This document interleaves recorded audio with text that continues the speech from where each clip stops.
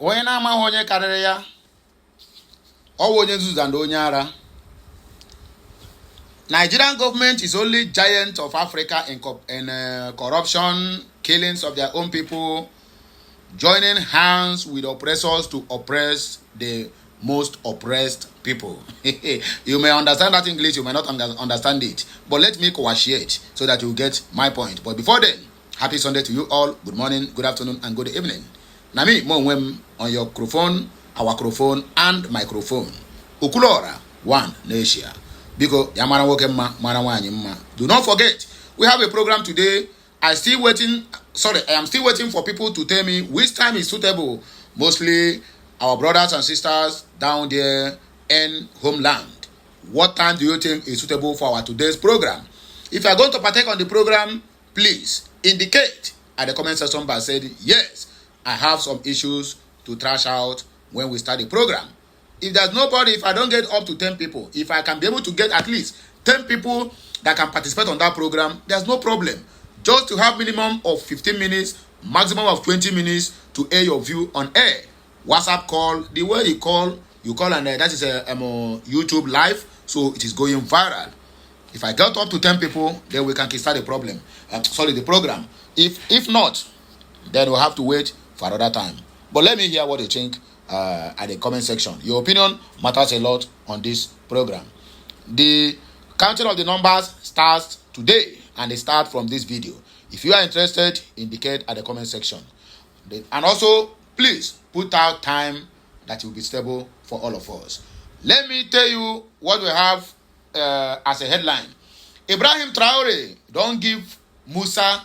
He said, if you not take time and then withdraw from anything they got to do with the Biafrans or Simon Ekpa Nnamdi Kanu, that you have 72 hours, I will destroy you.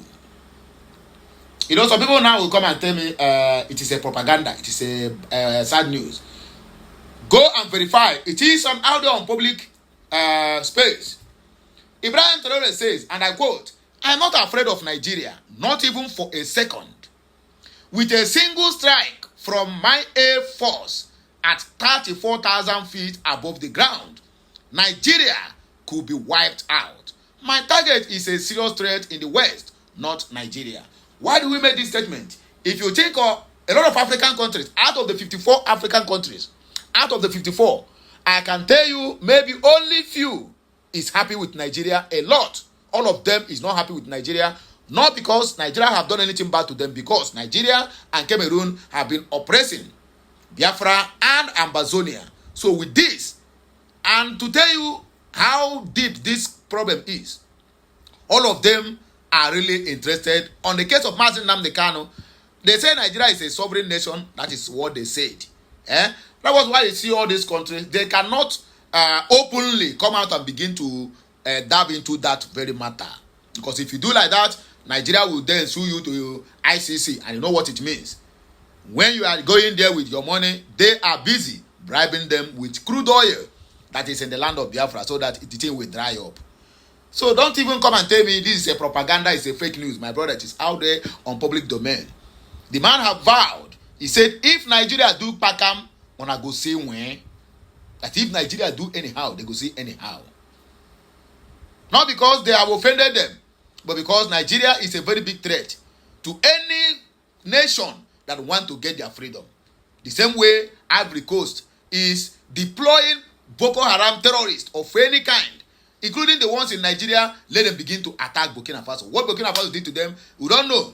Or nothing, just simply because the guy is ruling his people well. Then the West now are using blacks against blacks. Michael Langley is not a white man. He's a Negro.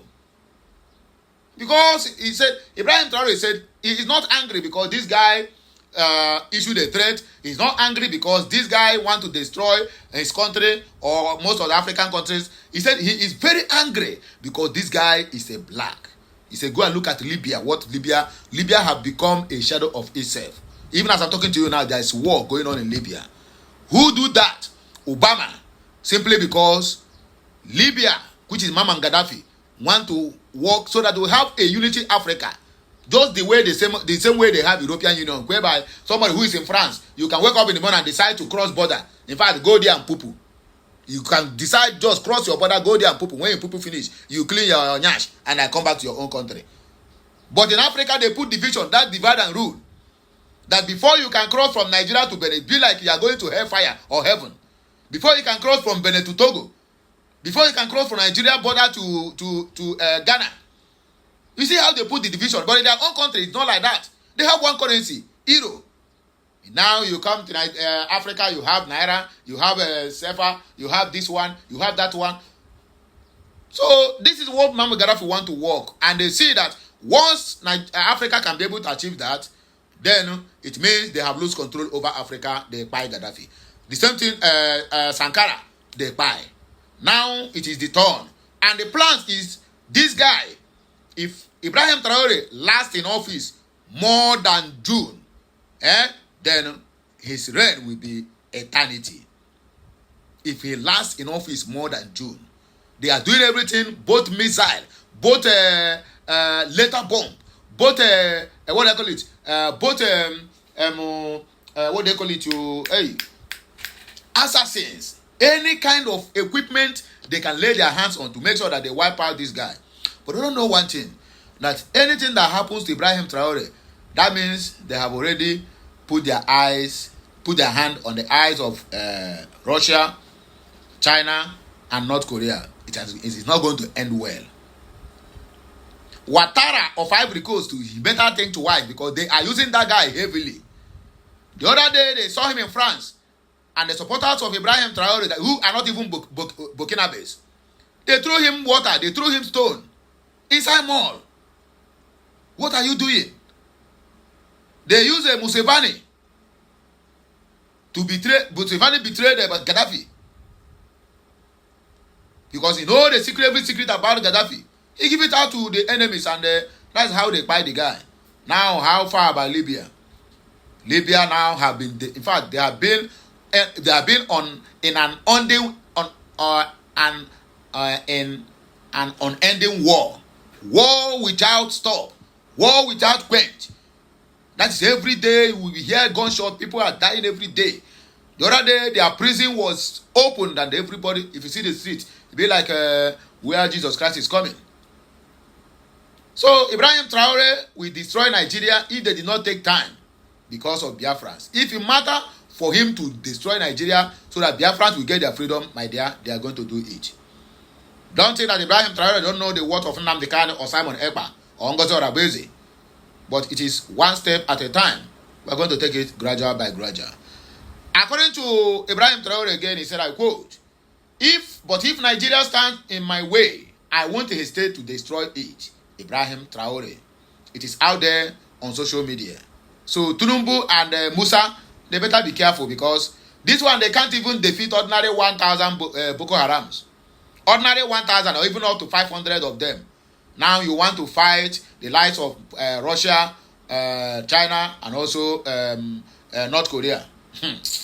Nigeria don't even know what is hitting them because when it starts to happen now, UK will run. UK can't even help them because you think you are dealing with the Biafrans. Anyway, here is another informative. Economic hardship. This one on what do they call it? On a special advisor to Tinubu.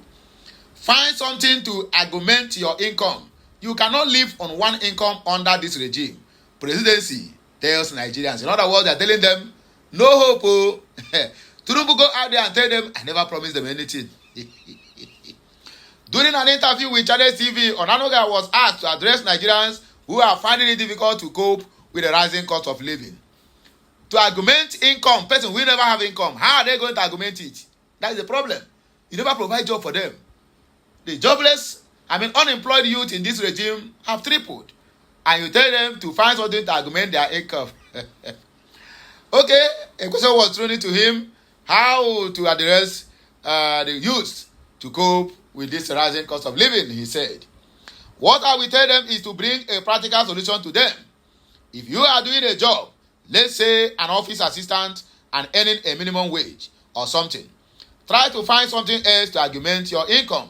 You cannot live on one income as at today.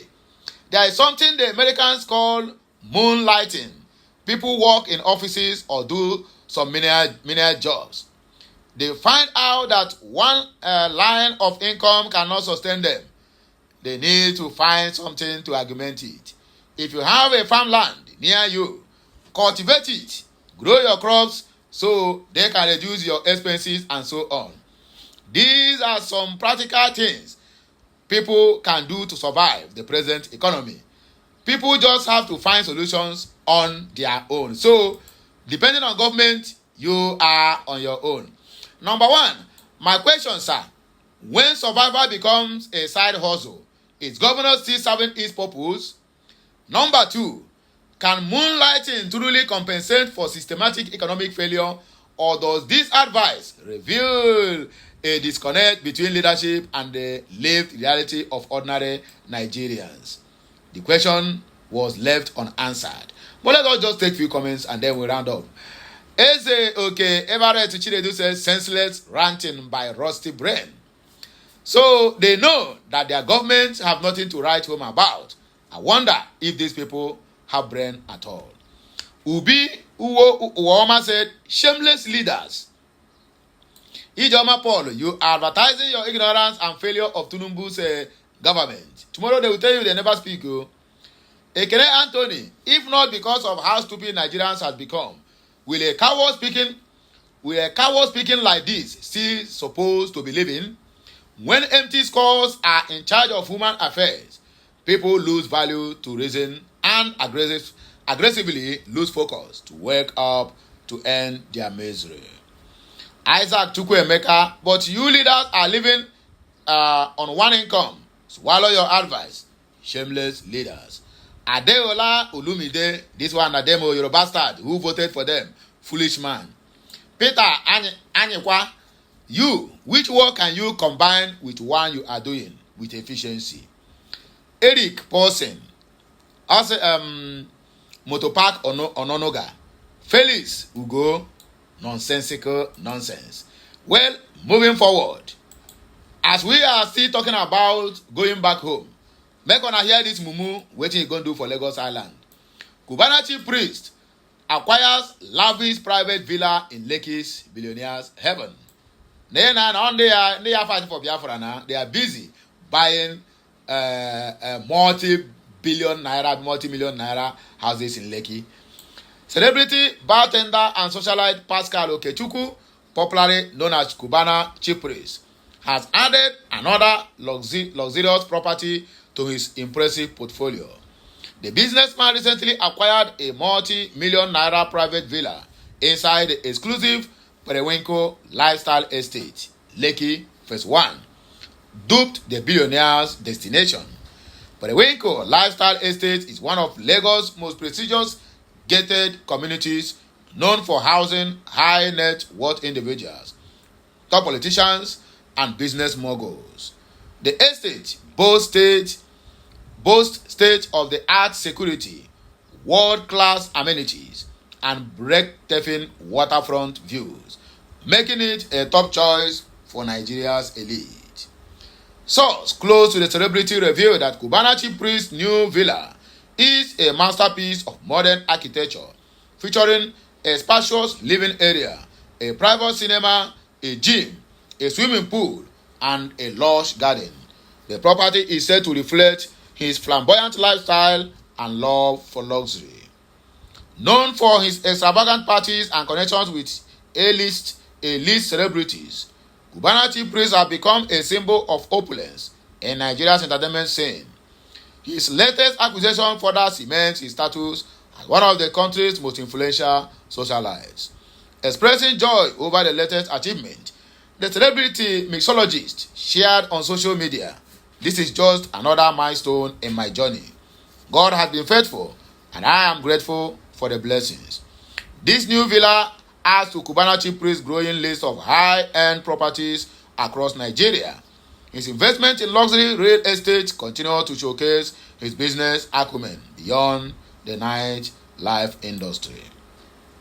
As he settles into his new home, friends and fans are already anticipating another grand housewarming party. likely to be attended by Nigeria's biggest stars. The Prewenko Lifestyle Estate has gained yet another high-profile resident, reinforcing its reputation as the ultimate address for Nigeria's wealthiest. Confirming the news, Tunde Olatunji, Managing Director of Prewenko Kondo, said, "We are glad to have the Cubana chief priest as one of our icon profiles soon to be living in our prestigious estate. Beautifully planned by our visionary chairman, Dr. Chiedu Enweke, the founder of Orange Island." Anekogwila na Biafra, ndaka na-egogasi property. So tell me, are these ones going to preach about Biafra or even fight for Biafrans? For where? Bianco know why Pope Leo 16, or rather Pope Leo 14, chooses Tinubu among other leaders. Bianca laments. Minister of State Foreign Affairs Bianca Odumegwu Ono has explained the reason behind President Bola Ahmed Tinubu's invitation to Rome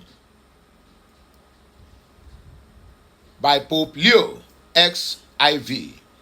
Daily Post reported that Bola Tinubu departed Abuja for Rome, the capital of Italy, on Sunday, according to him, which is today,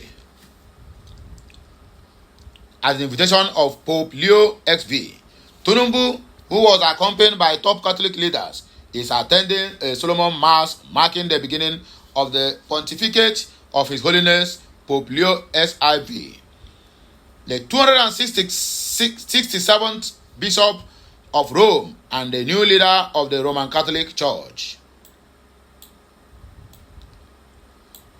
The papal invitation sent by Cardinal Pietro Parolin, Pope Leo XIV, underscored the need for Bola Ahmed Tinubu's physical presence at the event.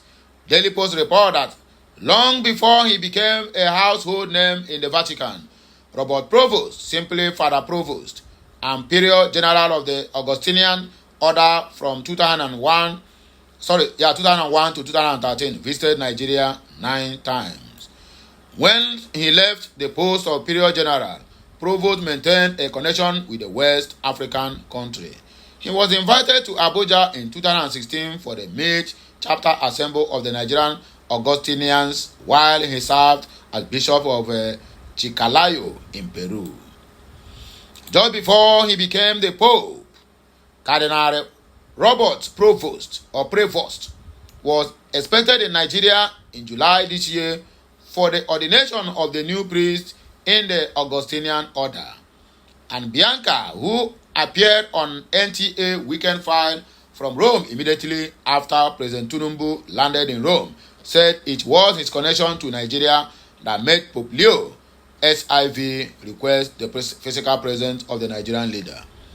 Mrs. Bianca Ono, who pointed to the connection between Pope Leo and Nigeria, also noted that Nigeria accounts for one of the fastest growing Catholic populations in the world. She noted that Pope Leo is not a stranger to Nigeria, with his deep knowledge of the streets and chapels in Abuja and Maiduguri.